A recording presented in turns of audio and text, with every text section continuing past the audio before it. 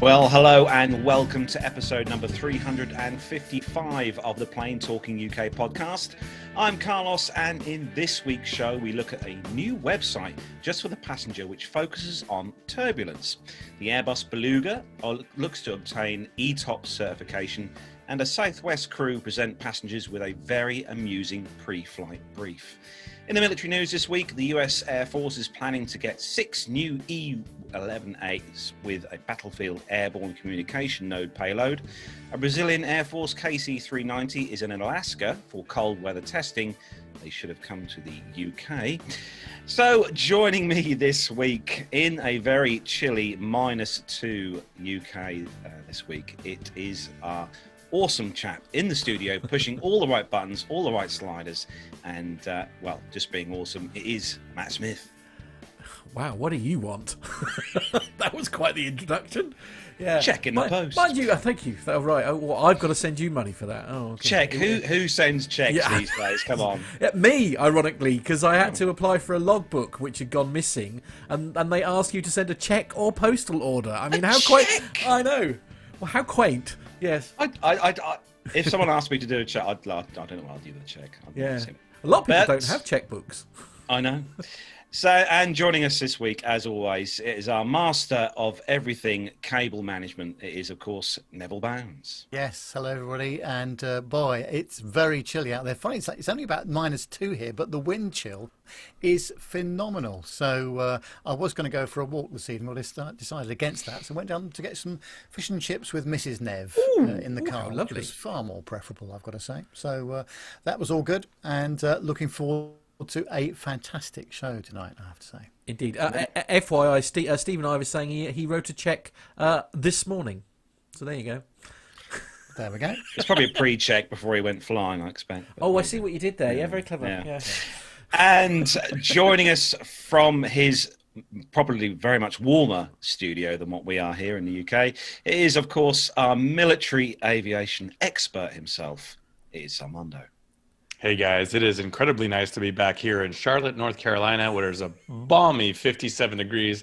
Last week, we'll talk about it here in a second, I was up in Oshkosh, Wisconsin, where everything below -10 Fahrenheit just doesn't count and all feels the same, and you just don't go outside. So, Fair enough.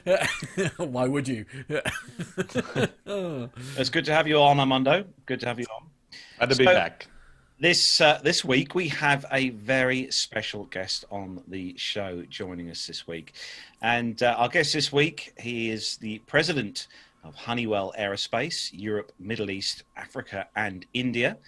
And our guest, Jim, has over 30 years of experience in the aviation industry since joining Honeywell in 2006. He has held a number of leadership positions in customer experience, business strategy development, product development, and much, much more. So it gives me great pleasure to welcome onto the show, Jim Currier. Welcome on to the show, Jim. Well, thank you very much, and thank you very much for the very kind introduction. Thank you. So, Jim, just for the benefit of everyone watching, whereabouts in the globe are you this evening? At present, I'm actually in New York City at the moment. Unfortunately, I've actually been stuck here. A home base for me is Switzerland. I came back for the holidays with the family and been attempting to get back to Switzerland. But one of the topics I think we'll talk a little bit about here is about air travel in general and the difficulties that it is to travel. And I happen to be experiencing that very firsthand at the moment in trying to get back to Europe. Yeah, it's hard for us to get anywhere right now, Jim. You know, I was supposed to go to the US last year. It didn't happen, but hopefully things will get better in the not too distant future. Agreed. I agree. So, Jim, we're going to have a chat with you later on. We've got some great questions lined up for you, Jim, and we're going to have a chat with you in just a bit. But we have got a weekly roundup this week, haven't we, guys? Indeed. I think that's Armando? one with Armando, I think, isn't it? Yeah. Yeah. Well, yeah, I mean, and we all did all kinds of stuff this week. I'm sure we're all very busy in lockdown. But like Jim is mentioning, I've been through this whole pandemic just kind of apprehensive to travel and seeing the changes. At the beginning of the pandemic, I was an airline pilot. At the end of the well, I don't know if we're at the end, but right now I'm no longer an airline pilot. But I did get a chance to go up to Oshkosh, like I mentioned, and the last 12 days, I've actually been at the iconic Basler turbo conversions. These are folks that take 1942 as I learned, not so many DC-3s. Most of them were actually C-47s, military C-47s, because there were thousands and thousands of them produced. They take these airplanes that they find from all over the world, they gut them all down, turn it into a zero-time airframe, make it a fantastic brand new airplane. And we're going to do this segment next week where I'm going to have all kinds of pictures and some videos, but it is nothing short of artistry what these workers and manufacturers and avionics guys and upholstery guys are doing. It was just an amazing experience, and we had the red carpet rolled out from their management team, and it was just fantastic. So really good experience, and I'm looking forward to talking about it next week. I'd like to talk about this picture that you've sent in, to be fair. Now, did you take that photo, or is that it? I did. Because that sky is insane. Well, yeah. So the storm that Jim got 2 weekends ago actually came through Oshkosh, and if you remember that movie Cool Runnings, that's what I was like, because I got out of the airplane. There was more snow than I could, you can't even calculate. And then the next day it was just beautiful. It was these beautiful skies, ice and snow. It was and where Basler sits, it's a beautiful part of Wisconsin, right by Lake Winnebago.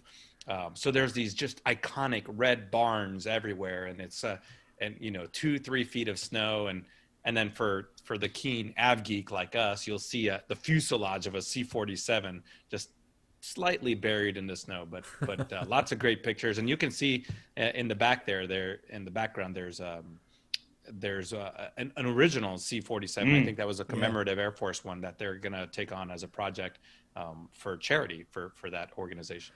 Well, I'll tell you what, we'll get John to pop that onto social media now, so that anybody who's listening to the audio version of this show later on will be able to see that picture. So, yeah. Actually, I was going to say, Matt, Jonathan Warner in the chat room, obviously he's a photographer, as we all know, Mr. Warner. Yes. He does say that photo is epic. That is genuinely one of the... As I say, it was so good, Armando, I didn't believe it had been taken by you, I'll be honest.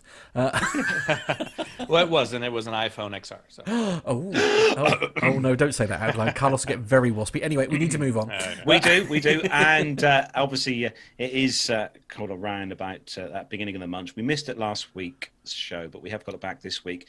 And it's obviously our time to say a big thanks to a lot of people. So, Nev, who are we thanking this month on the show? Yes, this is all about thanking everybody for their donations towards the show, which we are very grateful for. And this month, the Patreon donators are Nicholas Codling, Warren Dixon, Louis Kishares, Alan Loveday, Andrew van der Sarg, Alan White, Stephen Howland, Tanya Wyman, Megan Carrion, Stuart Backer, Jonathan Warner, Eric Graves, Matt Caton, Jordan Rose, Andrew Wilson, Captain Jeff, Adam Spink, Liz Piper, Jeff Ward, Ray Williams, Jacob Darlington Brown, Nicholas Hewitt, Masha, Owen, Ruben Wells, Graham Haley, Myla, Evan Shue, Philip Lave and Stephanie Plummer. And those people that donated by PayPal are Lee Davis, Richard Adams, Jennifer Parkinson, Mazuz Kareem, Tony Stubbings and Anthony Smithson. Thank you very much, one and all, for your fantastic donations. They really do make the show work so much better. Very true. A big thanks from all of us here at the team for everyone who does donate to the show, because, as Nev said, it helps to push things all forward. So thank you, everyone. I'll tell you what, there's absolutely no flies on Jacob Darlington Brown there. He just went... Hang on a minute, I haven't heard that for a while, but isn't that different music? I mean, I doff my cap to you, Mr. Darlington Brown, because, yes, it is different music, for no other reason than because I didn't realise that I needed it this week, and I couldn't find it in the short time that we had, so I just went with whatever I could find on file. A good choice of music. Well done, Matt. Well done. Absolutely. Well done. God, oh dear. So yes. We're going to talk about everyone who is in the YouTube chat room this evening. So big thanks to, we're going to run down the list quickly. Here we go. We've got Richard Adams, Lane Street. We've always got to have a show with Lane in. Graham Haley, Stephen Ivey, the Air Stig is also in there. Richard Adams, Stephen H. Masher is also in there. Hello to you, Masher. John Jester is in the chat room as well. Captain Cruz. We've got, scrolling down, make sure I don't miss anyone. Dr. Steph is also in the chat room as well. And just make sure I don't miss you. Lara, Megan Carrion is also in the chat room. Never heard of her. Who's that? Keeping an eye on a certain someone. And also Jacob Darlington Brown, as Matt said. God knows what the time is where Jacob is, but it's obviously very early, I'd imagine, in the morning over in Australia.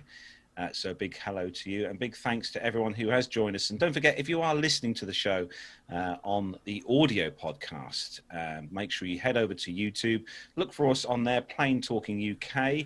And don't forget to hit that subscribe button, hit the bell icon, which is right next door to be notified when we go live. And you can join all these lovely people in the chat room who are watching the show currently with us. So we are going to move on with the next part of the show then, which is our chat with our guest, Jim Currier. So Jim, thank you again for coming on the show this evening and taking time out of your day, because I'm sure you're a very busy gentleman. But we have got a few questions for you. So Nev, did you want to kick off with the first one?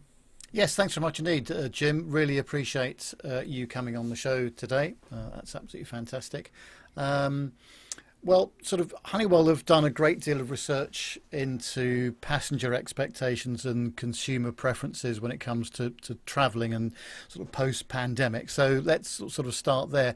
What kind of research does it show you, and what sort of implications do you think that has for the remainder of the year compared to what we saw last year and pre-COVID? Sure. And first off, I just wanted to say thank you so much. It's an absolute pleasure to be on your show, and I welcome the opportunity to chat with you guys about some of these topics that you want to talk about. In terms of the research, it is true. We have conducted numerous research over the past year at different stages during the pandemic, we'll call it. Early stages, pre-vaccine stages, and now there's a vaccine, and what do we think about what's going to happen in the industry, and what do folks feel about travel at that point? I think one of the things that I would say, if you think about pre-COVID, post-COVID, just in general, I think, in the pre-COVID environment, when you thought about travel, it was, is there Wi-Fi on board? Is there in-flight entertainment? What are the meals going to be like? What's the fastest way I can get from point A to point B? Do I have to connect? And it was kind of a carefree sort of an approach. Folks didn't worry about, safety of the aircraft. It was just a different environment. Post-COVID, what the research is indicating to us, first and foremost, hygiene, safety, health is at the forefront of everyone's mind at the end of the day. And that's universal. Our research has been done, in the US and the UK. We did some in Central Eastern Europe, Middle East. We did a little bit in the Asia Pacific region as well. And universal. It's about safety. It's about health. It's about hygiene. The majority of the respondents, are expecting and desire airlines to provide them, a mask. They desire sanitizer, hand sanitizers. They desire surface wipes, to kind of continue that cleanliness of the aircraft while they're on board.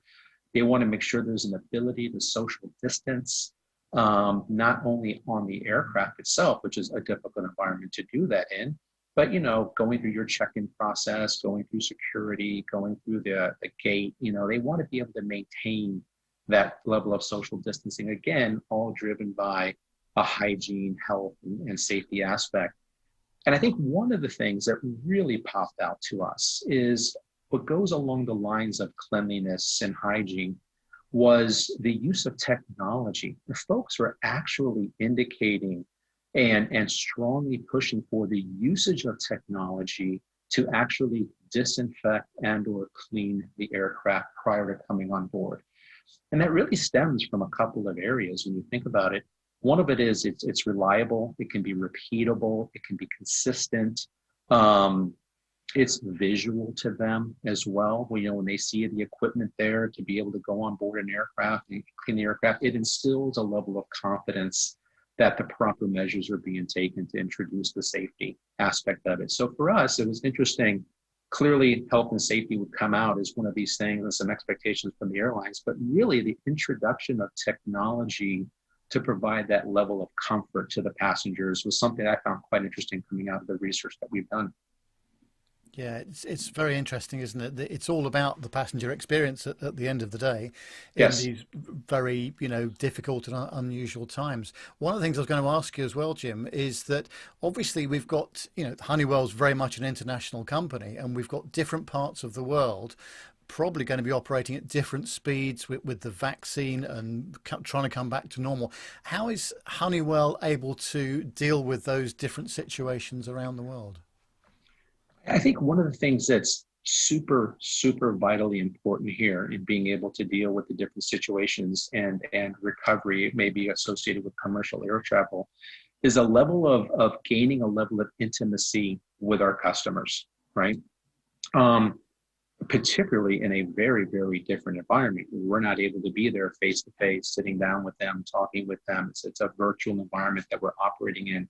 So we've actually taken a much higher level of interaction and engagement, regular and recurring discussions, really understanding what are the problems that they are facing and what are their desires and what are their expectations to incorporate, solutions for them. By doing that, we're able to become very proactive in how we address issues and how we address problems as opposed to being reactive. If you get into a situation where you do have recoveries that are happening and you're reactive to those recoveries, you'll have a tendency to have a lot of missed opportunities that may manifest out of that. So by being intimately engaged with our customer, understanding specifically what their problems are, and it's not just around passenger safety, but other things that they are dealing with in order to that passengers may not understand, and being very proactive in those solutions allows us to be able to be very flexible in how we provide our solutions and or our support to the various customers that we have around the world. Jim, we've got another question for you. This sort of focuses on kind of how the changes have been to air travel. So every few years, we see massive changes to how air travel is conducted, some of which have been brought on by tragedies such as 9/11. Which brought about security changes. Lockerbie here in the UK brought about changes to baggage policies. Some of it is brought about by business opportunity. For example, the introduction of airport duty-free shopping in 1947. Airlines like Southwest, Ryanair here in the UK, making air travel a lot cheaper. And of course, open skies agreements. In most cases, industry and government are responsible for the changes. So do you think in the case of COVID-19, do you think it's going to bring about similar massive changes or permanent changes within the industry? And do you think these changes will be driven by the consumer or by the industry itself?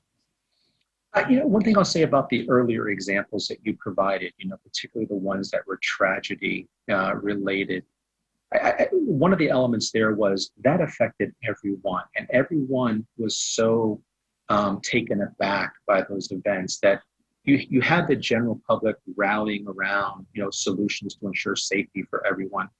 It's a slightly different, situation here. I call it a slightly different personality trait that's driving some of these changes that you see right here in the moment. Some of it's cultural, some of it's political, some of it is just, it's a very personal issue. Right?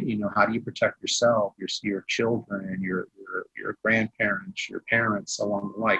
So I think because of that, and because it is a very personally driven situation, and you're seeing it firsthand, sadly, with friends becoming infected and suffering, and obviously the tragedies of the fatalities that have happened around the world, I think consumers will absolutely, positively continue to demand that there's safety around health and hygiene, and it will be permanent.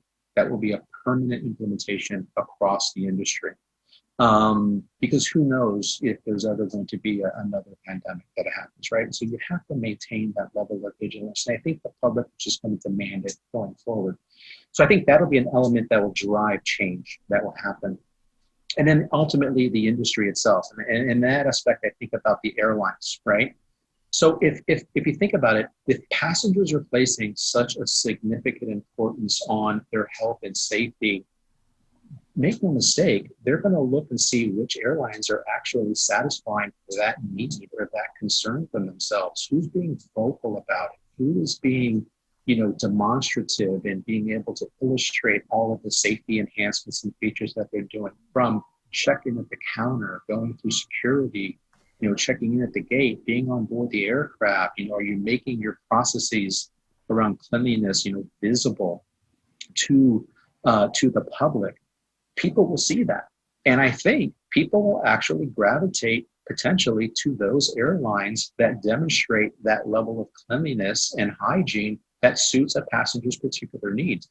We actually saw that in a similar context only when you think about in-flight entertainment indoor Wi-Fi capability on aircraft. There was a period of time when that was being introduced into the industry that passengers would actually specifically select certain aircraft that afforded them the capability of having in-flight connectivity while they were flying. So that became a discriminator for them in terms of picking a particular airline to go fly with. I think you're going to see exactly the same thing here, but on a much more in-depth personal level, because it's about yourself, your safety and health of you and your family. So it will become permanent. And I think airlines are going to have to, as an industry, adapt the necessary changes, or they potentially be losing passenger traffic to those other airlines that will implement those appropriate measures. Jim, so you mentioned about working with airlines, and I experienced this real time just last week as we were traveling back from our work trip with my coworkers, where we were all booked on different airlines, and we did so because here in the US, for example, Delta Airlines still is reserving that middle seat for social distancing. While I was on United Airlines, they've gone away from that already. So here in the US, at least, we have that choice where we're able to travel on airlines that we perceive, like you're talking about, as being safer. Honeywell, how does Honeywell work with either airlines that don't necessarily have the resources, or those smaller airlines in emerging economies where they may not have the money to put forth, but we all realize that this is a global pandemic, and that travel on an African airline or a Southeast Asian airline, now that traveler may be transitioning over to a mainline airline. So how does Honeywell approach and work with those airlines? So I think we have to understand the unique nuances of each, right? And what ultimately their needs are. Some of the lower cost carriers, as we would call them, they don't necessarily always travel on international routes. They may remain domestic within their particular region. And they'll develop technologies that they could use and processes that they have in place to maintain the cleanliness. I mean, the solutions that we've come up with, and in particular, one of them being around UV treatment of the interior of an aircraft, it is an exceedingly low-cost implementation of a solution that has great ease in application and can actually cleanse an aircraft in relatively short order of time. You could do a single aisle, Boeing and/or Airbus aircraft in as little as 10 minutes, by using this equipment on board the aircraft. And you actually could funnel and develop different business models around to support that airline, whether they want to do an outright purchase, whether they want to do a lease, whether they want to do a pay by the service sort of a solution. So clearly it has to be a solution if you're going to address the mass issue at hand that can support, the low-cost carrier or one that's on a tighter budget, maybe a smaller airline versus the larger airline. Can they share resources? And a lot of these companies also as well, they outsource that service, by the way. They'll outsource the interior cleaning of the aircraft. And so we're working with those ground service companies as well to be able to afford them that opportunity to then introduce that. It doesn't have to be at a particular airline. This equipment can be shared across multiple airlines utilizing the same terminal and or the same gate, right? And so it doesn't have to be geared specifically to one airline, and you just tailor the model to suit that airline's needs to provide them the solution that's comparable and usable for them. Jim, we've covered on previous episodes of the show stories about airlines increasing standards of cleaning. I mean, we've had some quite shocking stories in the past about airlines that have kind of failed at cleaning the cabins, especially between flights. But We'll get on to Honeywell's innovations in a little while, but what are the challenges do you think that airlines are facing that are vital to keep the public flying that the general population might not think about when it comes to that kind of things, cleaning? I think one of the things in terms of keeping the general public, flying and operational, I think the airlines are experiencing tremendous logistical challenges at the moment that I don't think the general public would actually see, firsthand. It's about which aircraft do you store? Do you not store them? Do you not place them in long-term storage? Do you cycle aircraft through in terms of the limited routes that you're flying at the moment? I mean, and the logistical challenges around air crews, ground handlers, maintaining safety protocols for them as well. I mean, all of the issues that we're seeing on a daily basis, that airline is also facing in every aspect of their daily operation as well. So they're having to keep their crews and their employees safe, during this environment, which is difficult as well as it is for everyone and what we're doing. But I think the logistical aspect is really what I find that they're struggling with the most, and how to handle that. When does the recovery happen? When do you start to see that? When do you start to see long haul versus short haul? And I just think there's a general sentiment around that the public doesn't necessarily see that, right? That how involved that is and how complex and complicated that is for an airline to be able to do that and do that efficiently and effectively. Then the other aspect that they're facing with is revenue, right? How are they surviving during this pandemic with significantly reduced capacities worldwide that are happening? They're having to convert aircraft from passenger aircraft to cargo aircraft, remove all the seats, and generate alternate sources of revenue to be able to do this. They're flying planes completely empty and using the bellies, just to bring cargo as a source of revenue to make that happen. So I think those are just challenges that folks don't necessarily, the general public wouldn't necessarily see or feel, but definitely have become exceptionally challenging for airlines during these times. Yeah, so one of the other things, airports are going along the lines of the airports, Jim, that are obviously less busier now, which makes social distancing easier, but they face their own challenges with document checks, etc. So a few weeks ago, we had a story where Emirates over in the UAE was introducing touchless check-in facilities, biometric boarding. Spirit Airlines also with biometric check-in available. Automated airport cleaning robots as well, we've covered on the show across the globe, and places like Stuttgart, JFK, Orlando, using crowd radar, 3D stereo vision and predictive analysts to perform crowd control and minimize queuing even before boarding. With all this innovation and technology that's been coming in over the last kind of 12 months with COVID, do you think airports will continue to use all these technologies after we kind of get to the good side, the better side of where we are currently with COVID, or do you think they'll sort of go back to the old ways of old style check-in with tickets or the mobile phones? I think these new technologies will remain in place. I think it's actually a great passenger experience to be able just to do a touchless check-in, throughout that entire process. And I think that actually promotes a nicer experience ultimately at the end of the day. I mean, it's clearly driven or has been driven and accelerated for implementation due to the COVID environment that we're operating in. But I think those are great things that can happen that improve efficiency throughout that entire process, while also promoting social distancing and hygiene, cleanliness, and maintaining safety and health for individuals. So I think that will be a permanent thing that will be implemented and go across the board. But you bring up a very interesting point, right? I mean, so travel is severely constrained. You go to an airport today, or transitioning through an airport, the shops are closed, the restaurants are closed. You may see one restaurant open in many regards. At least that's what happens to me when I've traveled throughout Europe here recently over the last 6 or so months.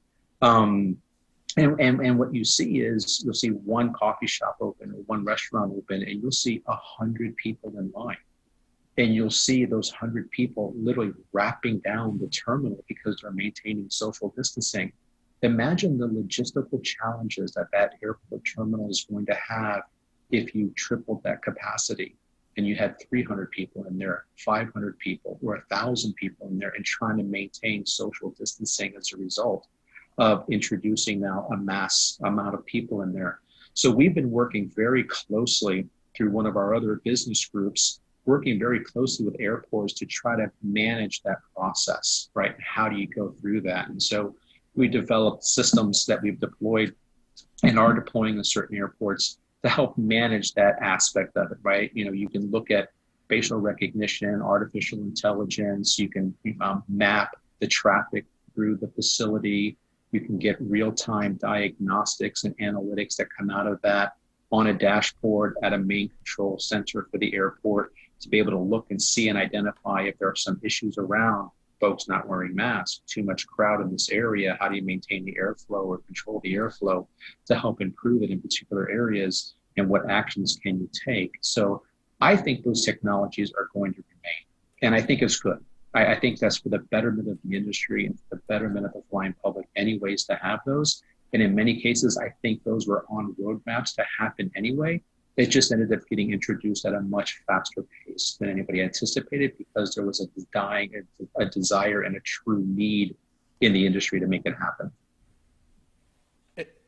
Jim, so one of the questions from the chat room is from Stephen, who is a regional airline pilot. And myself included, we know Honeywell as an avionics manufacturer.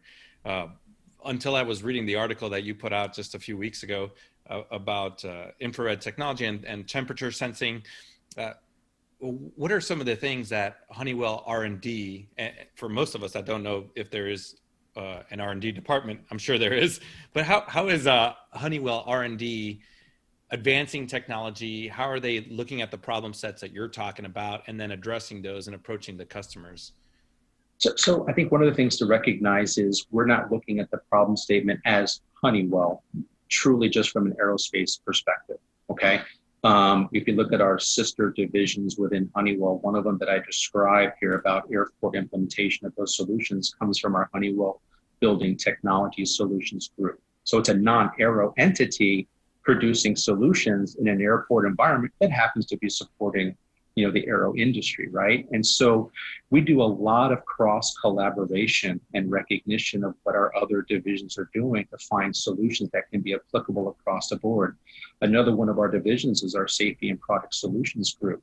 This is the group that manufactures your N95 mask, all of your personal protective equipment, something you wouldn't necessarily on the surface think that that's something that Honeywell does, right? If you're into the aviation aerospace aspect of our businesses. But it is a core business within Honeywell and a very large business within Honeywell. So we offer those PPE, personal protection equipment packages to the airlines. We're offering them to passengers. We offer them, to the crews as well. And we've actually increased N95 production at multiple locations around the world. We've brought plants online in record time for producing N95 masks. And so again, we look at this in a very holistic picture. We see a problem statement where any aspect of our divisions can solve. It doesn't matter if it's an aerospace industry, but if we have a solution from another division, we will bring that, work with our customers on what their problem statements are, and then bring them solutions. Well, Jim, as both a consumer of the aviation industry and a worker in the aviation industry, I appreciate everything that a company like Honeywell is doing to solve these problems, because it's I want to see the industry rise again. Carlos, did you have likewise? Yep. Yeah, Nev, you've got a question, haven't you? Yes, I was just going to ask you, Jim, on the Honeywell website we was looking at the other day, you talk about the Honeywell UV treatment system for use on commercial airlines. Although it doesn't say that the product has not been specifically tested on the COVID-19 virus, but do you think after we get back to some kind of normality within the airline industry, airlines will want to continue to use and purchase these machines to make sure that their aircraft are properly sanitized and cleaned? I think they will. And I think it kind of goes to what I was saying a little bit earlier, right? I think the public wants to see technology implemented to drive the health and safety, for themselves. And what you see there in terms of our UV equipment, is literally a beverage cart size piece of equipment that you can run up and down the aisle of an aircraft and provide that uniform, consistent, reliable cleaning, as opposed to what's currently done in many applications where it was a manual process, right? You had crews going through, they got 2 minutes to clean the aircraft or wiping things down, getting off the aircraft, bringing passengers back in. You know, that's not necessarily a reliable process. And folks, I think, would tend to want to go and lean towards a technology to use and actually to generate that health and safety aspect of what I described a moment ago. So I think that's going to stay, and I think it will continue in its application going forward. We've seen tremendous interest with that. You know, JetBlue has done trials with it, as well as we've got some key customers in the Middle East and throughout Europe that are using that technology. I also think, you know, folks are kind of scrambling a little bit about what to do relative to this, right? And so I think a lot of it is reactionary. But I think once everybody starts realizing, you know, again, the availability of the product, the consistency of the product, how well it performs, and it's not just because of COVID. I mean, this is a product that addresses pathogens and addresses bacteria, right? At the end of the day, it's a tried and proven technology that exists used, you know, extensively in hospitals as an example. We've just taken the technology and implemented it into an application and in a form factor that's useful within an aircraft. So it's not brand new technology. It's just adapting it for a need that's required in the industry for the airlines. And I think it's something that should stay. Absolutely. I think it's funny that you know, I think we've all joked around, at least on this show. Well, that's great that the pandemic has increased all these safety protocols. But what was happening before the pandemic? You know, we've done plenty of stories on the show about well, you know, humans. When you trap humans in a pressurized tube for 10 hours, things are going to happen. So right. I'm glad we're doing all this. Yeah, I agree. Absolutely. Interestingly, Jim, we started a while ago now. We started something called The Plain Truth, and one of the first subjects that we did actually there was talking about like air quality in the cabin. And I was just really interested to sort of learn, you know, what are the general risks to the passenger, and what are some of the things that Honeywell are doing in regards to this particular area? So I think the first thing I would say, first and foremost, I think it is all of ours personal responsibility to make sure that we provide protections not only to ourselves and to our fellow passengers on the aircraft. You know, that's putting on a mask, social distancing, don't fly if you're ill, kind of a thing, right? And so I think that's important, first and foremost, okay? Now, looking at the air quality within the aircraft itself, I think one of the things that folks don't necessarily understand is we're not talking about stale air. You know, you'd be amazed at how many conversations I've had where folks think that the air in the aircraft, this is just a general flying public, not aviation enthusiasts, well, like yourselves, obviously, in your audience, but they don't necessarily understand that that's not stale air. That air is constantly being circulated, because if you think about it, if it was stale air, at some point in time, we're going to run out of oxygen, you know, inside the tube of this aircraft. So as we educate people, as we educate the general flying public to understand that the air inside of that cabin is recirculated, depending upon the aircraft, anywhere between 20 to 30 times per hour, you'd be amazed at the shock I get from folks when they hear that, right? That means that air is circulated every 2 to 3 minutes within that aircraft. And that's because of the way the system works, or the environmental control system that is on board an aircraft operates. And not to get too technical with how that happens, right? But I mean, you're taking bleed air off of an engine, circulating it through scrubbers, filters, you know, the same kind of filters you would see in a hospital clean room environment, circulating it through the aircraft, refiltrating that air, bleeding it back off, recirculating new air through. So it's constantly being recirculated, much more than you would ever see in your home, much more than you would ever see in an office, much more than you would ever see in a restaurant or at the mall or in a store. So I think there's a sense that you're trapped in this stale air environment inside of a tube, when in actuality, it's filtered air that is constantly at a very high volume being circulated through. Now, I mean, so again, but it kind of goes back to my original statement, right? I mean, we do have to accept some personal responsibility when we board the aircraft at the end of the day, right? But again, the way that air is circulated, you know, and the studies that have been performed, independent studies that have been performed relative to this would indicate that it is safe. Absolutely. And I was having a trawl through your website, actually, and one of the products I stumbled across was the Ecs Performance Checker. Now, that piqued my interest very much. So I wondered if you could tell me a little bit more about that. Yeah, so that kind of goes back to the system I was describing a moment ago, the environmental control system on board the aircraft. And specifically what this entails is you're thinking about, you know, how do we ensure maximum efficiency and performance of that system to provide the scenario that I described a moment ago. And so what this system does ultimately is we provide airlines an opportunity to look at the aircraft data, analyze the data, assess the quality of the air, assess the circulation parameters and characteristics inside the cabin as a result.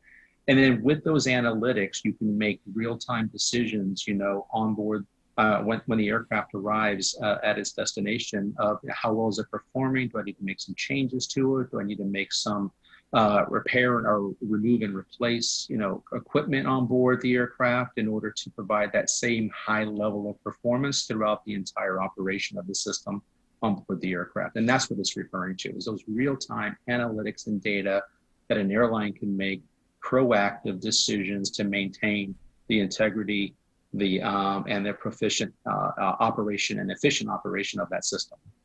Wow, really interesting. Thanks. Oh, yeah. John, a longtime friend of mine, he's talking about, he's also a career and professional airline pilot. He's curious if you guys have looked at UV lights being integrated into the aircraft interior lights. Very good question. I think one of the things you have to consider there, and it's an excellent idea, by the way,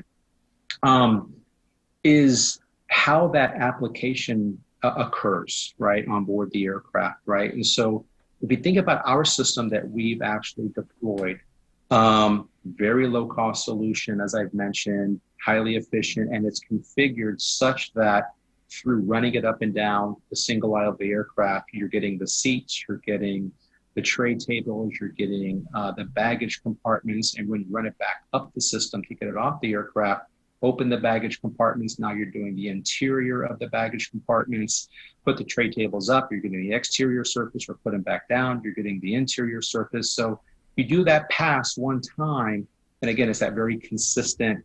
And again, you know, dosages, proximity to the surface all have implications on how well you can clean those surfaces ultimately.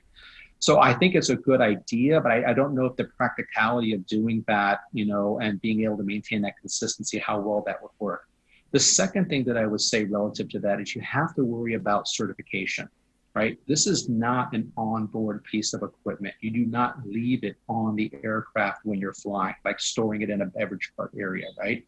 You apply it, think of it as a ground service, or you apply it, you run the system up and down the aircraft, and you bring it back off the aircraft, right? So there's no certification requirements associated with that. Again, maintaining the low cost application that you have here, as opposed to if you're physically installing something on the aircraft that becomes permanent. Now you've got to worry about the certification aspects along that as well. And I think then it becomes, to many of these customers, potentially cost prohibitive to do that when you have this other low cost, highly efficient, repeatable system and process. Because part of your website does say on there, Jim, as well, that the actual system itself is very, as you say, cost effective. And I'm guessing the system itself for the airlines to purchase is relatively, not non-expensive. Yes, it is, right. And as I mentioned, I think earlier, there are a couple of different business models, right? You can do an outright purchase of the equipment. You can do a pay by the use kind of a scenario, leasing of the equipment. So that, again, a couple of different scenarios of how you want to do it. I think that's up to the airline to decide how they will want to handle that for their prospective situation or specific need. But what we've estimated is that when I say low cost, I'm talking about $10 an application. Wow. Right? That's literally what you're thinking about here. So for $10, in about a 10-minute period of time, you can run this system up there, down the aircraft, back up the aircraft, out the aircraft, and you've applied a UV application. And then some of the newer systems that we're developing also have a hand wand as well, right? And so if you want to use the hand wand, you think about that system that I described and that you've shown here, little difficult to get that inside of a lavatory, right? So put a hand wand on the cart as well, right? Use the same power source. Now you can use a hand wand inside the cabin. You can do a hand wand inside the cockpit as well, and do UV cleaning inside the cockpit as well with that application, right? So multi-uses, both up and down through the main cabin itself, as well as the applications I described for a lavatory and or a cockpit. And we've had 2 versions of this that came out. The first version was kind of more of the prototype, get a lot of feedback from customers. So we developed it literally within a couple of months. Got it out, got it into airlines, let them do demos on board the aircraft. We learned a lot from doing that, right? Not every aircraft configuration is the same. You can use this on dual aisle, first class, business class. They're all a little bit different. And so we learned a lot from that process as well. And so we incorporated that into the 2nd gen system now that has application across the board. I'm really glad to hear you address the cockpit issue, because that was one of the questions that I had written down. Is we've focused a lot on the cabin, everything from the bulkhead back and passenger safety and passenger impressions of safety. Yet at the front, we were still just getting a sanitary wipe and then just having to, because the avionics, you can't get them wet. You can't just spray everything down, and then some of the screens you have to have a special material or a special spray that you can't do on the touch screens, and this one for this screens, and we just didn't have time in our terms to really wipe down the entire flight deck area. So this hand wand is it's really great to hear that you guys have addressed that too for the flight crew. Yes, absolutely. Absolutely. So Megan in the chat room, so moving a little bit away from commercial aviation and something that Honeywell is into, and we've done plenty of stories on urban mobility and unmanned aircraft and eVTOL, the evolution in all that technology. Has the pandemic, or have concerns in global health changed the direction that Honeywell is approaching that urban mobility, or has hospital systems or just public safety changed the way that you guys are viewing that industry? I wish I was knowledgeable enough in that area of what we're doing to be able to answer that question effectively, to be honest with you. We do have a division within our aerospace group that's led by a colleague of mine who is only focused on UAM, UAS applications and what we're doing in that technology space. It's a very early on also type of technology that's being deployed. So I honestly, just from lack of being involved in that part of our business to any level of depth to be able to answer the question as to whether or not they've been focused on that. But if it's something that's truly interesting to find out, we can put you definitely in contact with that individual to be able to provide you that sort of input and guidance. I appreciate that, because we're all in the same boat. It's all new to us. We all love, we're talking about DC-3s, Carlos is L-1011s, and every week we do just more and more stories about urban mobility and eVTOL, and we're in the same boat, learning about it. Yeah, it's fascinating space and a fascinating market for sure. Well, Jim, it's been an absolute pleasure talking to you, and thank you very much indeed for all of your time and effort today. But there's just one final question that we ask all of our guests that come on the show, if you don't mind. And that is, if you were flying an aircraft and you had the choice to fly any aircraft, either commercial, military, general aviation, past or present or retired even, what would that aircraft be? I'm not overly familiar with all of the various military aircraft that are out there, so I probably would state the wrong one. But I will tell you, there's something I would love to be able to have an opportunity to do, and that is to fly aboard a fighter aircraft. Oh, wow. That's something for me that I think would be fascinating. I've had, obviously flown many commercial aircraft. I've had the pleasure of flying on many different types of corporate aircraft, business aircraft, general aviation aircraft. I've never had the experience of flying in a military aircraft. And for me, if I had to pick one, it would have to be a fighter jet at the end of the day. I don't know how well I would do, to be honest with you, though. I may last about a minute or so at best, and then I'll probably forget the entire experience. Yeah, I know, but what a minute, eh? That would be like the best minute ever. It'd be a great minute. A fantastic minute indeed. Absolutely. Oh, dear. Well, I mean, Jim, thank you so very much for joining us. It's been a real pleasure to have you on. We're going to move on to the next part of the show now, and that is the plain truths. And this week we're learning all about turning circles.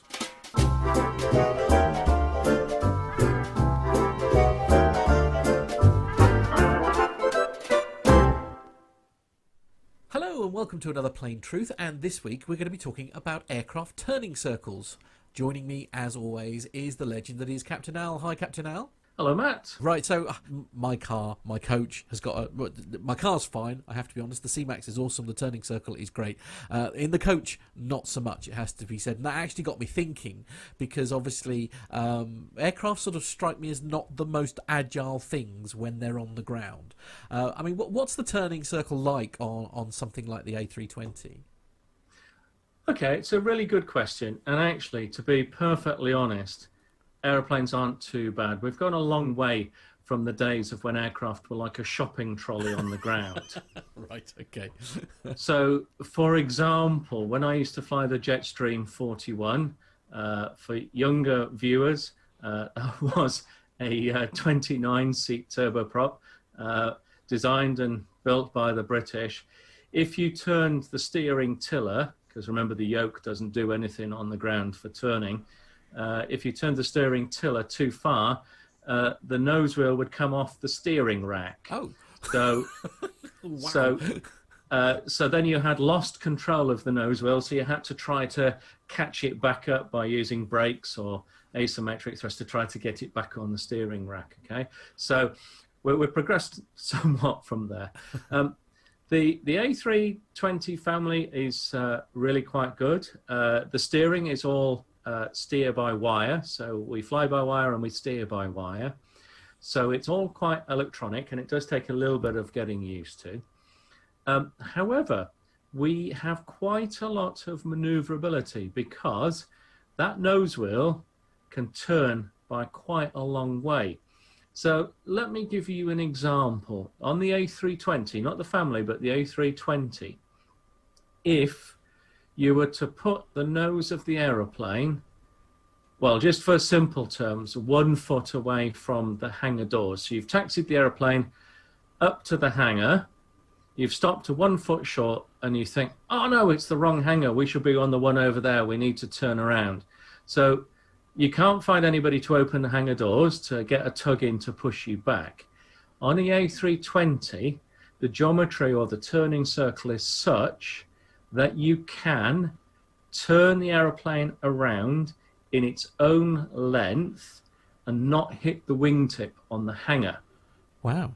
Okay. So if you think about it, it can just turn around in its own length and you won't hit the wing as you turn around. So that's pretty impressive. Don't try it on a 321, it won't work.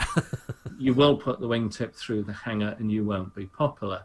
Now, let's look at this in a practical sense. So we're going to go to an airport, and the runway is a standard runway width, which is 45 meters wide. And when they built the airport, they put the taxiway from the runway to the terminal in the middle. Now, we are not able to stop by that point, not without squashing everybody's nose into the seat back in front of them. So we have to go past that exit. And the runway doesn't have turning circle, so we have to turn around in 45 meters. The A320 and the 321 can do that. 320 with ease, the 321 requires a little bit of technique, and where you position the aircraft is quite important. There are a set of instructions for it in the manual. You have to give some consideration to the fact of the runway surface, because as we've talked about previously, aeroplanes handle differently on wet runways, snow-covered runways. They'll skid more. So as you put more steering input into the nose wheel, the aeroplane still wants to go forward, so it will just skid to the nose wheel. And occasionally, if you're sat at the front of an aircraft, you'll hear the nose wheel skidding as they turn, because they may be just going a little bit fast. Mm-hmm. Or the nose wheel is on the white or yellow line. As we know, those painted lines, especially if you're a motorbiker, are skiddy as heck. So the nose wheel will skid. So that's all fine and dandy. We can turn the aeroplane around. Now, if we're going in a bigger aeroplane, we can't turn around on a 45-meter wide runway. So I'll give you an example. The A330, depending on which variant you bought, may or may not be able to turn on a 45-meter runway. The ones that Monarch had weren't able, well, at least not by the books anyway. So you better have a turning circle down the end. They're called dumbbells, if you like. They're just an extended bit of the runway. 2 blobs put on the end, gives you a bit more room to work with. Again, it can be a little bit tight. And this is a consideration if you're operating large aircraft, because it may well be that the runway is long enough and wide enough for you to land on, but you have to consider whether you can turn around on it. Because if it's a long runway and say it's, 800 meters or 1,000 meters from one end to the terminal, no one is going to particularly enjoy getting off the aeroplane, walking a kilometre to the terminal because you couldn't turn the aeroplane around and there wasn't anybody with a tug to be able to do that. So it is a big consideration. Equally, when we taxi the aeroplane around, we have to think about where the wingtips are and the wheels, because if you're operating a large aircraft, the taxiways need to be wide enough for you as well, and also strong enough to support the aircraft. So there are lots of taxiways that you can't operate wide-bodied aircraft in because you will hit the lights with the wingtips. Right. So there is a famous story from days of Monarch where a captain fastidiously followed the taxiway markings in a 330 and promptly removed part of the wingtip because he hit a palm tree. Because the taxiway markings were not designed for a 330, they were designed for a Tupolev. Right. So yeah, there is a lot to be considered, but ultimately aeroplanes are quite maneuverable. The one thing that the majority of them can't do is reverse. So you have to think about your exit strategy, especially if you're going to somewhere where you're not sure if there is a tug and a tow bar that will fit your aircraft. Right. So with that in mind then, I mean, how much of an impact would, for example, an icy runway have on your ability to leave the runway and go to your gate, for example? I mean, does that have an impact on the manoeuvrability of the aircraft? Absolutely, it has a huge factor. It's exactly the same as as your car, if you like. If you're trying to park your car in a car park and it's icy, your car's going to be less maneuverable because the wheels are just slipping everywhere. And one of the problems that we have operating to wintry airports, it's an environmental issue actually. Taxiways and runways are quite often sort of well removed of contaminants, so de-iced, anti-ice, etc., and they will put fluid down on those.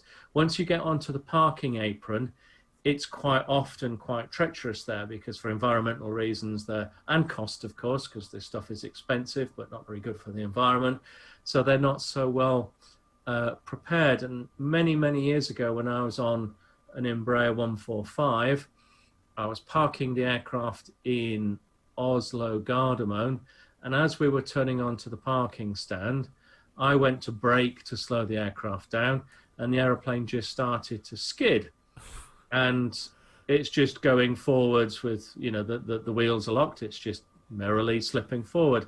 And in the end, we actually had to shut the engines down because that was the only way we were going to stop, was for, to turn off the thrust and just come to a gentle halt. And we did about a foot away from a snowbank, which was quite fortunate because it kept the paperwork to a minimum. Right, yes. But yes, it can be very slippy. And of course, your ability to make tight turns is seriously degraded when the runway or the taxiway is wet, because the wheels will just slip. Right.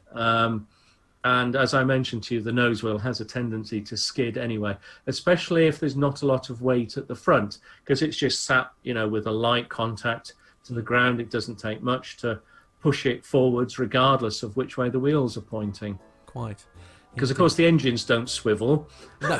No, indeed. Well, as always, Al, a very complicated subject that is made very simple. As always, many thanks, Al. It's my pleasure. If you want to improve your 737 knowledge, why not attend one of our live technical refresher courses? These 2-day webinars are not just a Zoom call, nor are they just an instructor stood in front of a whiteboard. Our professional production team in their London studio uses the latest technology to bring you a fully interactive and engaging experience. Ask your instructor questions live at any time. For more information and to sign up, visit 737lounge.com. Wow.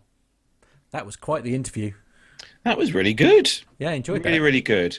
Yeah, Jim is very Lovely informative chat, yeah. indeed. Had a lovely chat, didn't we? Sort of like affair. That was really nice.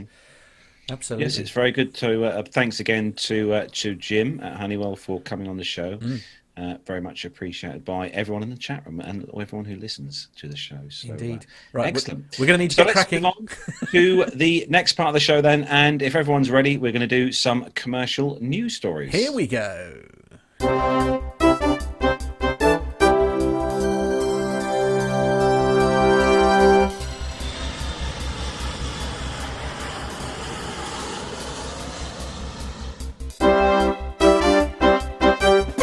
So kicking off this week's first commercial news story, this one comes to us from Bloomberg.com. The headline of this is, Matt. Oh, Bombardier! Sorry. Drops iconic Learjet to focus on luxury models. So Bombardier will... You're not saying it right. Sorry, Bombardier. I have ruined it for everyone, haven't I? I know. We need a sound clip for that one. No, we don't. So Bombardier will stop making the Learjet planes and cut 1,600 jobs as part of a wide-ranging plan to boost profitability and reduce costs. Production of the iconic aircraft, which came on the market almost 6 decades ago, will cease in the fourth quarter. The Montreal-based manufacturer said in a statement on Thursday. They said that they will allow the company to focus on its larger, faster, and more lucrative Challenger and Global business jets. They said that given the increasingly challenge market dynamics, we have made this difficult decision, said Chief Executive Officer Eric Martel. The move will go towards a cost-saving target of $400 million annually by 2023. Montreal-based Bombardier said, including $100 million this year. So Bombardier's decision to shutter the Learjet line by the end of 2021 confirms the intensity of competition within the small to medium cabin business jet market. Modeled by inventor Bill Lear on a Swiss fighter aircraft made in Wichita, Kansas, the Learjet has racked up more than 3,000 deliveries since 1963's debut and was once the epitome of luxury travel for celebrities like Frank Sinatra. Good choice. It's since fallen out of favour. I'm a big Sinatra fan, by the way. It's since fallen out of favour, though, as private plane buyers switch to larger and more comfortable, longer-range models. And I'd imagine such as kind of the lovely, gorgeous BBJ, the Boeing business jet. But, yeah, it's a shame, guys. Obviously, one of Matt's favourite business jets. And I think... It is a true shame, Carlos. This is, I mean... The iconic business jet right here was the Learjet. And everybody, before Gulfstream, everybody who was anybody wanted a Learjet. And there's still plenty of them flying, but it's going to be sad to know that the manufacturing line has ended. Have you noticed as well that over the years, people have referred to any kind of business or biz jet aircraft as a Learjet, even if it wasn't, a bit like Hoover. Yeah. Yeah, ain't that the truth, actually? Yeah. I mean, it's going to be such a shame, isn't it? It's going to be so sad to see this iconic aircraft not being made anymore. But I guess, progress is progress. Well, perhaps there'll be a cheap second-hand one for us to buy for PTUK. You never know. Right. Okay. So, Matt, the next one, this story is for you, Matt. And obviously, this website, I think, is going to be game-changing for some passengers. I mean, I don't know about that, but we'll see. We'll see what I've just realised I haven't put my camera on. Bear with me a moment. There we go. Sorry about that. Too many buttons to press. There's... Yes, and story 2 isn't the usual story, it has to be said, but we're talking about a very fascinating website here, and the headline from various sources, actually, The Independent, 1 Mile at a Time, and Turbly itself, as new website for passengers to look at possible turbulence. Now, I find this very exciting because the few negative experiences that I do remember of my time flying, and that is it does very much involve turbulence. So anyway, we'll take a look at the website shortly because Nev's going to explain to me all the things I don't understand about it. But Turbly is a new website that hopes to provide travellers with accurate turbulence predictions based on forecasts produced by the NOAA and the NWS. That's the National Oceanic and Atmospheric Administration / National Weather Service, which are also used by pilots for flight planning. With Turbly, you can look up a forecast for any flight within 36 hours. Just enter your origin and destination. Choosing your flight will allow you to access predictions based on wind conditions, your aircraft type, predicted routes, etc., etc. It also shows how wind speeds compare on the day to the average and whether that could mean an early or late arrival. That's an interesting step, isn't it? Turbly is developed and maintained by Dr. Ignacio Gallio Marcos, a CFD engineer. Some aircraft data and parameters are sourced from the sites Skybrary? Skybrary and Open Sky. But instead of me going on and on about it, I think probably the best thing we can do... Nev, you're going to help me with this, aren't you? So I'm now going to pop up the website, technology permitting. He says this is where it will all go horribly wrong, won't it? So I'm now going to pop the website up on screen, and together we're going to pick a flight. So go on then, Nev. Where are we going to fly from? What you've got to do is put your departure airport in on the left-hand side there. So let's say it's Heathrow. So just start typing London. There you go. There we go. Yeah. Heathrow. And where should we go to? Let's go to... Malta. Well, we could do. I'm not sure. Are they operating at the moment? Probably not. So let's go to Dubai. So that's, okay, I've heard of that. Yeah, that's DXB. So there we go. Right, there we go. All right. And let's go tomorrow because I think they've probably finished for the day now, haven't they? Yes. To be and fair. then you hit the search button, and just like that, it comes up with a selection of flights that are flying tomorrow from Heathrow to Dubai. What time are we flying then, Nev? Let's go at 9:10. I fancy. Okay, fancy an early departure. Okay, yes, fair enough. There we are. Here we go. Right, so it'll just chug away for a minute. For a bit. Goes away and thinks about it, and then it comes up with a fascinating piece of data, which presumably it's based on historic flights as well and that kind of thing. Presumably we're on the 56k modem, which is why it's not going to. Rude. Finally, it is the day. Actually, all jokes aside, though, I mean, there's a lot of data sources that it's having to collate here, isn't it, to get this information? Oh yeah, I think so. Yeah. Now, first of all, it tells you what aircraft you're going on. So it's a Boeing 777-300, I think. Oh, nice. Yeah. Just about to see that. It also tells you the weight. 299 tons. I don't know how quite they get that. I presume that's without passengers and without fuel. I don't know. Maybe. Okay. It says that it's got 2 jet engines, which we like. That's a good thing. That's a positive, yeah. And also talks about the sort of predicted altitude that you're going to be flying at. And then it comes up with a graph of the expected turbulence in the area in terms of time along the bottom. And I can't quite see, and the severity of turbulence along on the vertical axis. But it also, rather than you having to decipher all that for yourself, it actually comes up with more readable information like bumpy climb but smooth during the rest of the flight. And in some cases, if you scroll down, I think it also tells you about arrival time, prevailing winds, this kind of stuff. And obviously, if you end up with a tailwind, you end up arriving earlier than you expected as well. And if that is the case, it will tell you. But in this case here, it says similar tailwind as usual, likely to arrive on time. So it just gives you some data about previous flights, I would imagine. Tells you the weather conditions at either end of the journey. So a smooth takeoff and a smooth landing. So I like that's quite interesting. Now, I don't know whether this is a good thing for the nervous flyer or a bad thing. I've not decided yet. I'm going to have to. I'm going to wait until there's some really ropey weather out there. I'm going to have a look at it and see what it's. Actually, Miles High in the chat room says, he says, so I could search and choose the flight that will have the most turbulence. Great trip. Right. Okay. I could see you doing that, Matt, searching for the most. Do you know what? No, I'm all right. Turbulent flight. Yeah, no. I'll give that a miss. Thank you. I'll go for the. I like this one here. If I'm going to go, if I'm going to go to Dubai, I desperately need to go to at some point. So smooth takeoff and smooth landing works for me. I've got to be honest. That works for me. Oh dear. Anyway, great website, and we'll move on to the next story. So, Nev, moving on to you next for a BA story. Oh, this is a shocker. This is when I read this story yesterday. My goodness.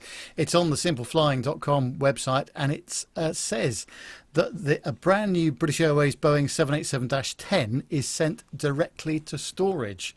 So 1 year on from when BA was meant to take delivery of its first -10 aircraft, the airline is still only flying 2 of the type. It looks as though the other aircraft could be a little way off as well. But yesterday, a brand new 787-10 bound for BA was sent to Victorville, known for its aircraft storage facilities. Now, normally, of course, we always look forward to seeing the aircraft coming out of Everett or wherever they come from, straight into Heathrow, and then a couple of weeks later it's in revenue service. But originally BA had a plan to take 6 787-10 aircraft during last year. In reality, the airline only received 2 of them, and even those 2 that BA did receive seem to have been delayed. But since taking delivery of 2 of those in 1 week, BA hasn't seen any further arrivals of its type. Now, according to BOE Family Flights, 3 future 787-10s bound for BA have now been built and painted. In fact, 2 of these have already completed flights. So despite this, it seems that they won't be delivered anytime soon. So yesterday, Golf Zulu Bravo Lima Delta, which is BA's 4th -10, completed its first cross-country flight. However, rather than heading towards London, the aircraft flew west, still in Boeing's care. So according to data from radarbox.com, the aircraft departed Charleston at 9:19 Eastern Standard Time, having flown for 4 hours and 38 minutes. The -10 touched down in Victorville, California at 10:57 Pacific Standard Time. As we know, Victorville is well known for storing aircraft because it's been home to many grounded 737 MAXs, including the Southwest Fleet, and additionally it's currently home to most of Qantas's Airbus A380 fleet. Now, I can't remember any time that BA have had an aircraft delivered that it's just gone directly into storage, because they have no need for it at the moment. Amazing. I mean, forgive my naivety. I mean, I'm very naive when it comes to this sort of thing. But surely, when you've got a brand spanking new aircraft that's just come out of the hangar and it's all yours, ready to rock, surely it would be one of the older aircraft that would go into storage. Yeah, I think the problem is that they have got, well, obviously Heathrow at the moment is short of space. Right. And I would imagine that it's charging airlines quite a lot of money to store aircraft there as well. Imagine how many flights aren't actually operating at the moment. So even by, to fuel up an aircraft, one of their other 787s or an A350 or something, send that into storage, there's a lot of cost associated with that as well. But I suppose it's the lesser of 2 evils, probably, isn't it, by the sounds of it? Yeah, I think you're right. I think you are right. Sad, though. Very sad. Armando, over to you for another move over to the US for this story. Yeah, this one's from the Rob Report. United Airlines believes that soon we'll be taking air taxis to the airport. And it has just ponied up some big bucks to get in on that action. The airline just announced that it will invest more than $1 billion with a B in Archer Aviation, a startup developing electric vertical takeoff and landing aircraft, or eVTOL. So this startup says that its eVTOLs are being positioned as commuter air taxis. They'll be able to shuttle passengers 60 miles or so on a single charge and hit speeds up to 150 miles per hour. So while they're still in the prototype stage, like many other companies, the full-scale aircraft is scheduled to be unveiled later this year, with mass production slated for 2023. So according to Archer, jet setters can expect to see this zero-emissions aircraft servicing airports in United's major hubs by 2024. According to the United CEO, Scott Kirby, Archer's eVTOL design, manufacturing model, and engineering expertise has the clear potential to change how people commute within major metropolitan cities all over the world. Indeed, that airline estimates that flying one of Archer's eVTOLs between Hollywood and LAX, so it's about, I don't know, it's not too far, about 10 miles, 15 miles, that could reduce CO2 emissions by up to 50% per passenger. Coincidentally, Los Angeles is one of the first cities that Archer plans to launch its fleet and one of United's largest hubs. So United isn't the only party getting in on this Archer action. Separately, the startup announced that it reached an agreement to merge with special purpose acquisition company Atlas Crest Investment Corporation to become a publicly listed company. The combined company, soon to be listed on the New York Stock Exchange, has an equity valuation of $3.8 billion with a B. Anyway, so this is what we were talking about with Jim earlier and Honeywell, and everybody's getting in on this eVTOL. But getting somebody like United Airlines in on it is pretty impressive. That means it's going forward. It's a big step forward, isn't it, really? Or upwards. Or upwards, yeah, I see what you did. Yeah. Jacob Darlington Brown is he's getting a bit sick of hearing about all these air taxi stories. They have never eventuated, and yet does anyone really think that in 2 years' time we'll be actually flying in these? Well, I don't know. I mean, anything can. I mean, we're living in such strange times now. I think anything can happen in the next half hour, as the program says. I like Alex Robinson's comment, actually, saying that I don't see how air taxis can be practical.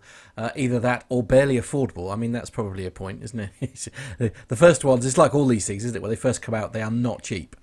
Well, it was Marty McFly that, what did he fly to? October 21st, 2015, something like that. So in the DeLorean. Yeah, in the DeLorean. We had the DeLorean, we just didn't have the hoverboards.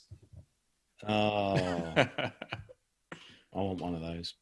Next story, moving on to, we're going to Flight Global for this one, flightglobal.com. And it's to an aircraft we've talked about on the show a few times before in the past. And this one is Airbus intending ETOPS for the Beluga XL to support transatlantic operations. So Airbus is to seek extended twin engine operations, or ETOPS approval, for its Beluga XL outsize transporter in order to support commercial services involving over-water flights. 3 Beluga XLs based on the A330 have been built, the most recent introduced in October 2020. Another 3 will be manufactured, the last 2 of which will have 180-minute ETOP approval, according to Beluga XL Chief Engineer Pascal Valentin. Valentin disclosed the ETOPS plan during a Royal Aeronautical Society event on the 4th of February. He said that Airbus wants to have the 2 final aircraft due to arrive in 2022 and 2023 to have the flexibility to conduct transatlantic flights, pointing to the possibility of satellite transport to launch stations in North America. Valentin says the aircraft, the current A300-600 ST Beluga fleet, will be phased out as the XLs arrive, and demand on the -600 ST fleet rose from 6,000 hours in 2014 to 8,600 hours in 2017. But the XL offers capacity relief because it's able to accommodate 2 Airbus A350 wings at a time. Each XL will operate about 1,000 flights and 1,700 hours per year. This capacity strategy, rather than the Dash 600 ST's age, says Valiton, is the main reason for the fleet renewal. We can still use the Dash 600 ST, but what will it do with it, he says. Valiton hints that the Airbus has also considered other options for the Dash 600 ST fleet, pointing out that it can be used to carry whatever is big and needs to be transported. Although unlike aircraft such as the Antonov AM-124, it cannot unload at ground level, so a mobile platform stored on the aircraft would be necessary for such roles. Airbus has signalled that it does not intend the XL to replace the seaborne transport of aircraft sections between European manufacturing plants and the final assembly lines in the USA and China. Airbus is also looking to improve the XL's capabilities following its entry into service in January last year. Its original flight test aircraft will become part of operational XL fleet, says Valiton, but it's likely to be the last to be introduced, joining once on its onboard test instrumentation has been removed. The airframer has been conducting a series of test flights, around 60 hours so far, to obtain approval for Cat 3 autoland on the aircraft. This requires an extensive effort to test autoland under various conditions, including crosswind tests performed at Newcastle in December last year.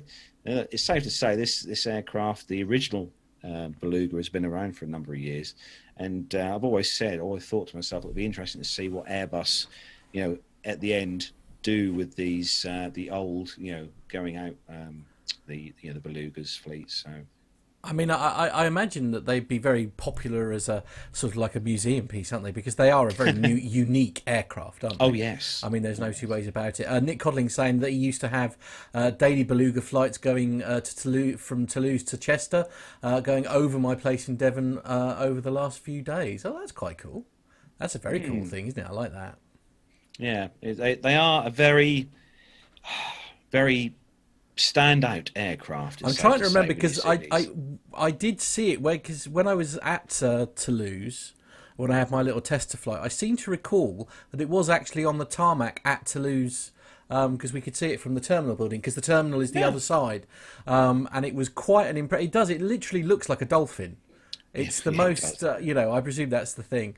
Yeah. Great aircraft. It is, isn't it? It's very iconic. So, Nev, the next story, last story for you, and a bit of a worrying story. Bit of drama, certainly. And it's on simpleflying.com. It says that a teenage boy has been discovered alive after stowing away in the landing gear of a plane which travelled from Kenya to the Netherlands, surviving sub-zero temperature for several hours. The 16-year-old boy is understood to be from Kenya and thought to have boarded the plane in Nairobi, although it's not clear how he managed to get on board. The cargo aircraft travelling from Nairobi to Maastricht, stopping in Istanbul and London Stansted on the way. The boy, who has not been named, was discovered by staff at Maastricht Airport shortly after arrival. He was taken to hospital with severe hypothermia, but is now understood to be doing well. The Dutch Royal Marechaussee, a police branch of the Netherlands Armed Forces, is investigating whether the teenager had been smuggled aboard the aircraft by human traffickers, the Telegraph reported. The aircraft departed Stansted and quickly climbed to 19,000 feet. Fortunately for the young man involved, the flight's short duration meant that it didn't climb any higher, and the cruise phase lasted only 16 minutes. But my goodness me, that's is not the first time this kind of thing has happened, is it? Either. Very scary story. Yeah, and actually to survive that long at what sort of temperature is going to be? It's probably going to be minus, 30 or 40 degrees, probably at 19,000 feet. Let alone the lack of oxygen at that sort of level. So absolutely incredible. But amazing. There's a very interesting documentary about this on I forget which channel it's on now. It's on one of the channels here in the UK, and it was about that episode that happened in 2015, and they actually had the camera inside the nose gear bay of a 747. They show just how little amount of room there is in there when the gear is back inside. So it's a sort of crazy thing. Just go. Sorry, before we move on to that, there's the from the story previously on a slightly lighter note. No surprise here, but the puns have started. I should stress. One coming in from Lane, which was very amusing. He says, Matt, nothing to lose." There you go. No, Blimey. okay, fair enough. Armando, over to you. Armando, yes. Take us on to the next part of the show. Well, on that bombshell, as Matt always says, if you guys are ready, we managed to squeeze a little bit of military into the show. Thank goodness we got all those other things out of the way. Matt, if you're ready, hit the button.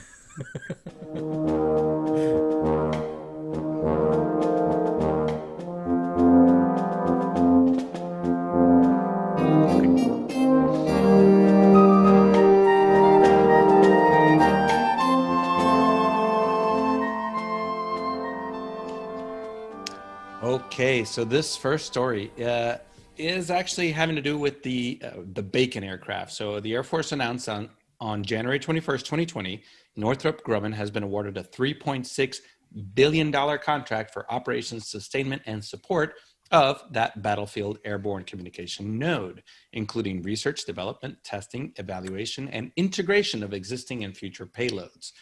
Together with this sustainment contract, the service disclosed that the Bacon office, I just like saying that, which is headquartered at Hanscom Air Force Base, that's in Massachusetts, is working to procure 6 more E-11A aircraft over the next 5 years. Funding for the first aircraft has already been secured, and negotiations are in process with the contract award expected by the end of March and delivery of the aircraft by the end of June. So this announcement arrived just 1 year after the fatal crash in Afghanistan of one of its E-11s, which reduced the current fleet from 4 to 3 aircraft.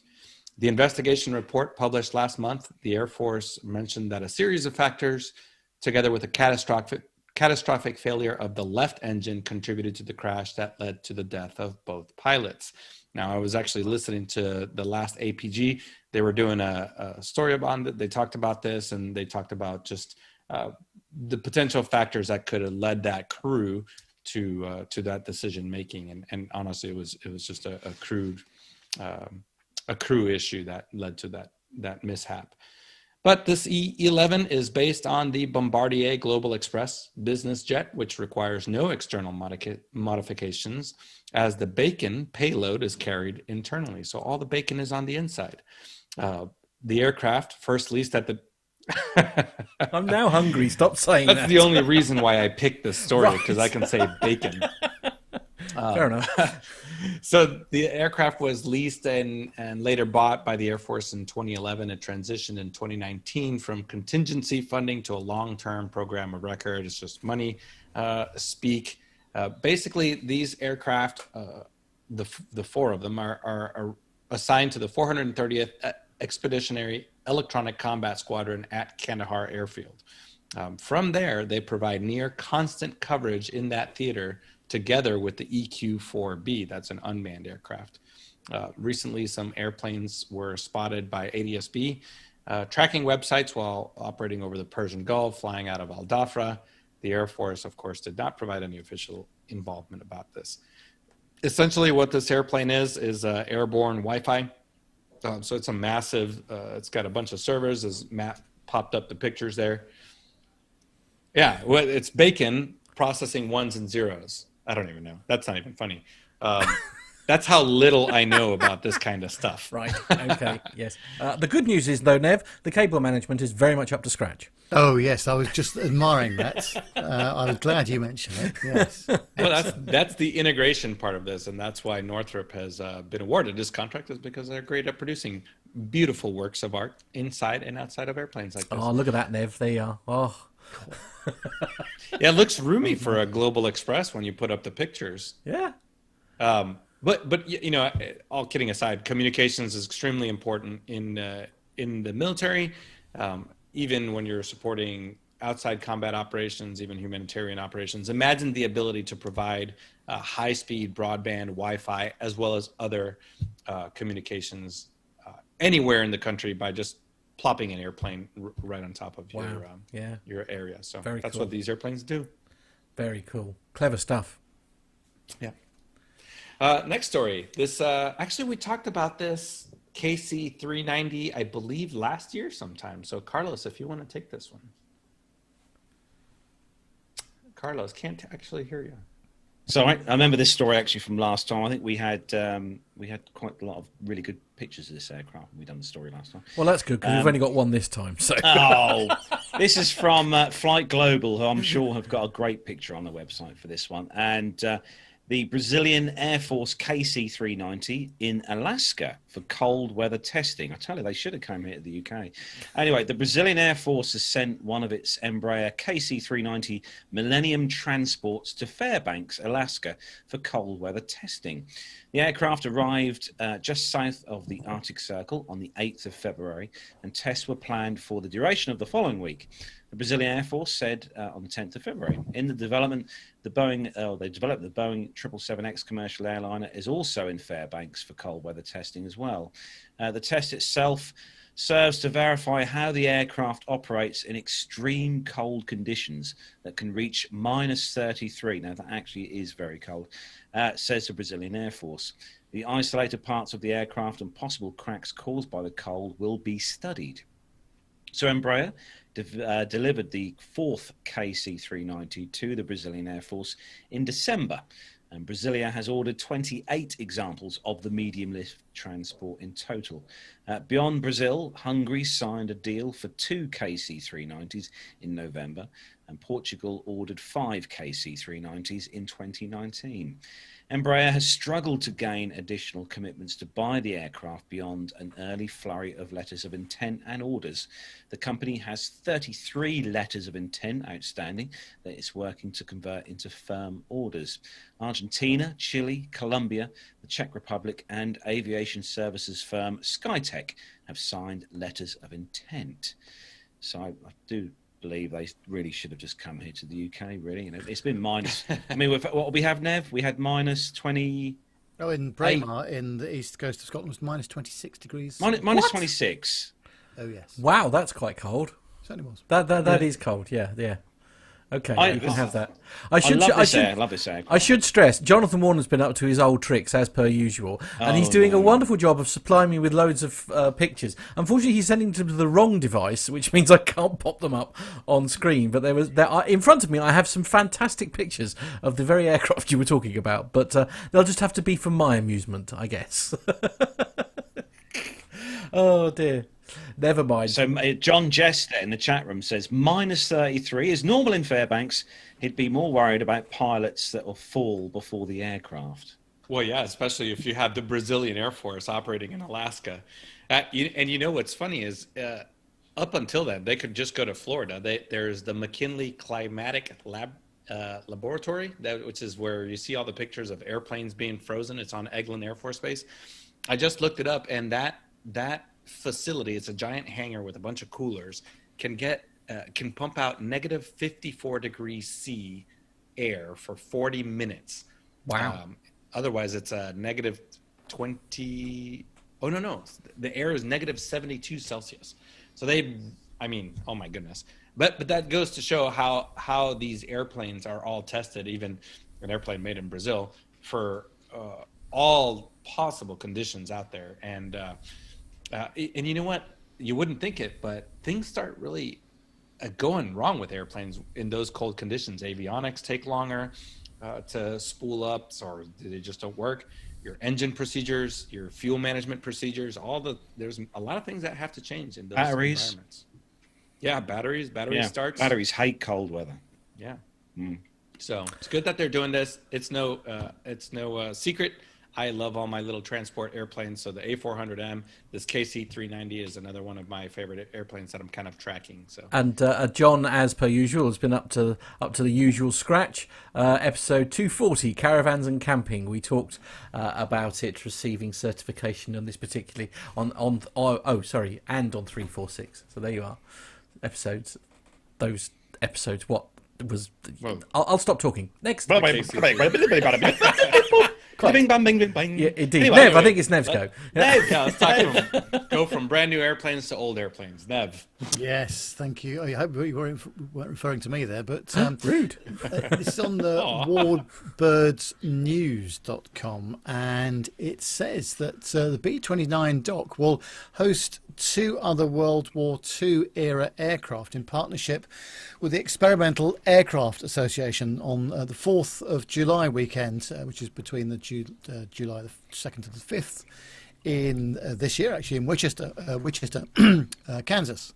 The event will feature B-29 dock along with B-17 aluminum overcast and B-25 Berlin Express, and will give Warbird fans a unique up-close and personal opportunity to see the 3 American bombers that helped win World War II. Josh Wells, Doc's Friends General Manager and Executive Director, said, "We are tremendously excited to host this event and partner with the EAA to showcase 3 World War II era bombers that served to protect freedom in both the European and Pacific theatres of war. This will be the largest event hosted by our team in Wichita since the opening of the B-29 dock hangar, education and visitor centre, and we are confident it will be a highlight for the summer in Wichita and across the state of Kansas. Well, all 3 aircraft will be on static display and open for ground and cockpit tours on Friday, July the 2nd at the B-29 Dock Hangar Education and Visitor Centre. The aircraft will operate ride flights on the 3rd and the 4th of July. The aircraft will be on static display for the remainder of the weekend, and the opportunity to bring bombers to Wichita to be featured alongside Doc was something we said yes to immediately, said Sean Elliott, EAA's Vice President of Advocacy and Safety, who is one of the few individuals who have flown all 3 aircraft. The history and legacy of these airplanes is surpassed only by the courage of the crews that flew these aircraft types in combat. We are proud to honour their memories during this reunion. Well, tickets for the B-29 Dock flight experiences at the Wichita Warbird weekend are now on sale via the B-29 Dock website at www.b29dock.com, and flight tickets for the EAA's B-25 and B-17 can be purchased via the Events and Experience tab at eaa.org. Further details on the arrival of the EAA aircraft, as well as hours for static ground tours, will be announced as they are finalised. And that sounds really exciting. I just hope it all goes ahead, because every time I talk about events in the future, things start going wrong. So let's see. But it sounds like a great opportunity, isn't it? And when I was up in Oshkosh last week, everything is pointing towards they are gonna do something at Oshkosh. It's obviously not going to look the same as it has in previous years, but it's already been sponsored by the Air Force Special Operations Command, who I'm very familiar with. But they will be doing something, and this is Nev, exactly what I was thinking when we put the story in there, that this is optimistic that some of these air shows or aviation events are able to happen in the near future, and we can only hope that keeps going that way. Huh? Yeah. So just before we go to George Lee's segment next to the show, we've got some feedback from listener Steve. And Steve says, "Hi all, enjoyed the section from Al. Have attached photo that shows the perils of taking the incorrect route circa 2005. All the best, Steve." Oh, wow. Look at these pictures. Dear. Oh, my goodness. This is... lost its newness, isn't it? Wow. Yes. So this is the perils of understanding your turning circles and what can happen to a Thomas Cook aircraft. If you don't, there's a second picture as well, which are going to pop up. Yeah, that's not gone well, has it? I'm a bit worried about the bus shelter. The bus shelter that's below there, actually. I know that would distress me greatly, but oh my goodness, Wow. So that was sent into podcast@planetalkinguk.com. Do feel free to get in touch with the show. +44 757 2249 if you'd like to send us a WhatsApp. And as we've just received, podcast@planetalkinguk.com is the email. You can also find us, tag us in Facebook, Instagram and Twitter by searching for us on social media with Plane Talking UK. So we're going to move on to the next part of the show, which I'm sure many of you listening and listeners are looking forward to. And this is part 7 of the fantastic interview that Captain Nick took with George Lee. So here we go.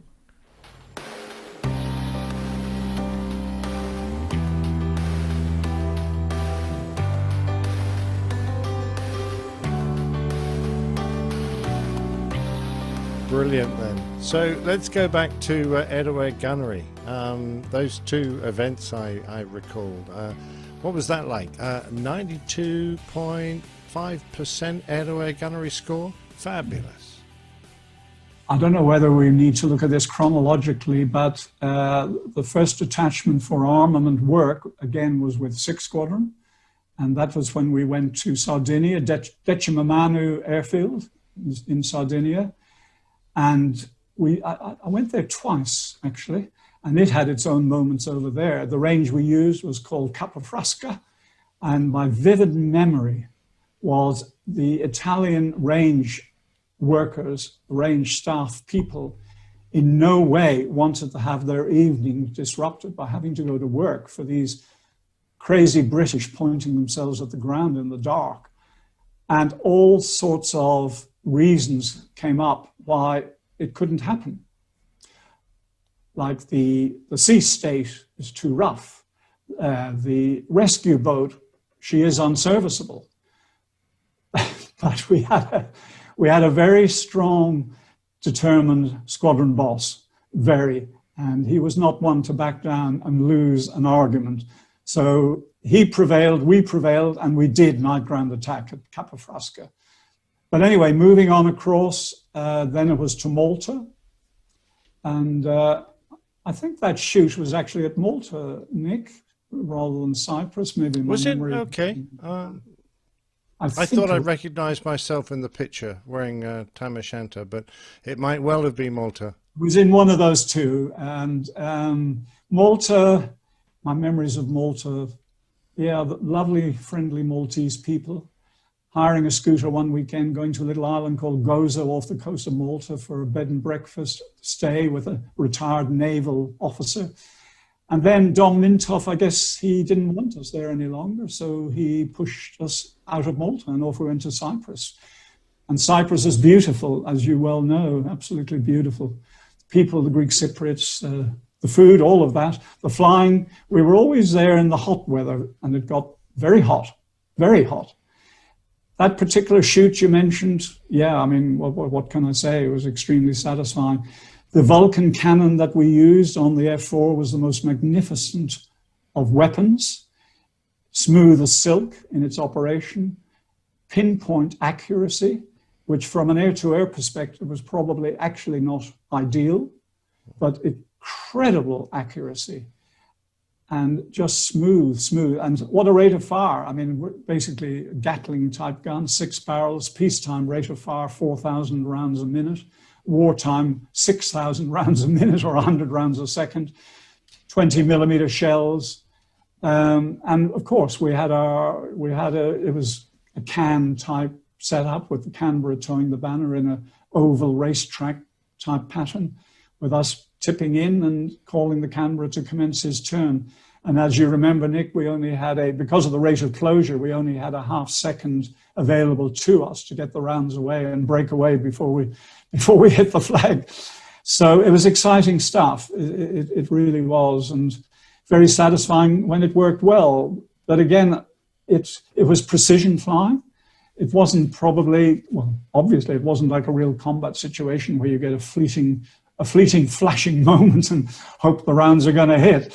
But nonetheless, a very good exercise for crew coordination, for using the seaman's eye and testing of all of one's flying skills, smoothness and consistency. Yeah. Absolutely. Yes, the other one of the Cyprus detachment was towards the end. I was very conscious of the demanding heat on the ramp, and especially, and really feeling it for the ground crew. And I said to the boss one evening in the bar, I said, "Boss, our armors are out there slaving away in who knows what temperature, something awful. And the aircraft go way up into middle airspace, do their thing, come back, red hot gun, and they're out there doing the same thing again. I think we should really give them a little bit of more than an impression, just see actually the gun in action. How about we set up a special mission to actually accomplish that?" And to my astonishment, he took the bait. And to my further astonishment, he pushed it up to air officer level in Cyprus. And to my greatest astonishment, he approved it. And then, of course, boss, I said, "You'll need somebody with ground attack experience to do this." So I'm your man. So off I went with my regular navigator. As you said, all the troops were out there lining those little cliffs by the sea there, south of Akrotiri. Came in from the ocean down on the wave tops, pulled up in front of them using full burner, which of course wasn't necessary for performance, but nothing wrong with a bit of show. And over we went. And the normal firing on the air-to-air was half a second. I was given special permission to actually fire the gun for a whole 5 seconds. That is a very long time. So I'm opening up at quite a long range from this time-expired multi-seat dinghy. Our weapons instructor worked out precisely how high I needed to aim initially and then smoothly bumped forward as range closed. And it just worked beautifully. The dinghy was absolutely smashed. That was my last flight on the squadron.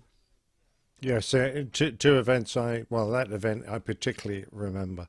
But coming back perhaps into a chronological order, you were again now gliding, and this time in the United States for the Smirnoff Derby, and where you were pitted against some of the best pilots in the world. Now, I know that this event has particularly good memories for you. Can you tell us a bit about that? Apart from World Championships, flying the Smirnoff Derby was one of the highlights of my gliding life. Absolutely superb.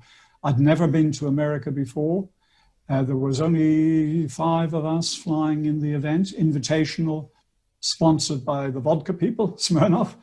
And we started off from an airfield, actually in Los Angeles. All the television and radio people were all there for this big moment. We were towed up out of the LA basin over the San Gabriel Mountains into the desert area, and up we climbed as a group. We always started at the same height, called a racehorse start, and leveled our wings, and off we went towards our designated destination for the day. So it was new terrain every day. This was pre-GPS, so all we had was a map and a compass. We were very experienced glider pilots, so no way was one of us going to be following another glider pilot. We all individually knew best. We were doing our own thing. So I do recall at one stage being down around 2,000 feet over fairly desert type country, feeling very alone and very anxious. But it was magic. It was really magic. And at the end of every day, all the publicity again, and we go to a glider pilot's home that evening for some social time. So it was a designated number of legs all the way across America, not a straight line. Down, up, down, all the way across. And we ended up with a ceremonial fly-in to Dulles, no less. So the event had finished, but this was for the media. So we let down and we followed each other's tail as we let down in the overhead, which is incredible. This is Dulles. And we landed on the short takeoff and landing runway and took the gliders off and parked them to one side. And then I noticed in the background, oh gosh, there's Concorde in town. And here's a young British Airways first officer striding vigorously over towards us. And it turned out he was a glider pilot from Booker. And we had a bit of a chat. And I suddenly realized, hey, there's a possible photo opportunity here, because they'll be using one of the big main runways, which was behind us. And I asked him, because he was departing soon, I said, roughly when will you be unsticking, getting that nose up, on this runway for takeoff? We'll position our glider, the British team, set it all up, camera and everything, get a magnificent promo shot. And he said, oh, we'll depart such and such a time. We got everything ready. Concorde duly came out onto the runway, the smoke belching out the back, and he started off down the runway. And the temperature humidity was such that the unstick was way beyond what he said, near the end of the runway somewhere, and he staggered off. The whole thing was a bust, but never mind. Oh, what a shame. What a shame. Now, when you got back to the UK, you were in the Nationals, placed second, but more importantly, perhaps, the country honoured you for your achievements, firstly with the Royal Aero Club's gold medal, which I might point out is only awarded for outstanding achievements. And you joined the ranks of previous aviators like the Wright brothers, Blériot, Alcock and Brown, even the Apollo 11 astronauts. That's fine company. That was a remarkable thing to be given, yes?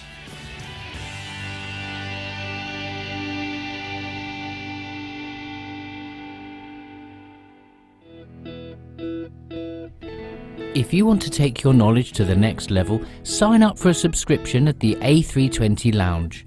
Our online video courses combine whiteboard-style lessons with full failure demonstrations shot in 4K in state-of-the-art simulators using a professional production team.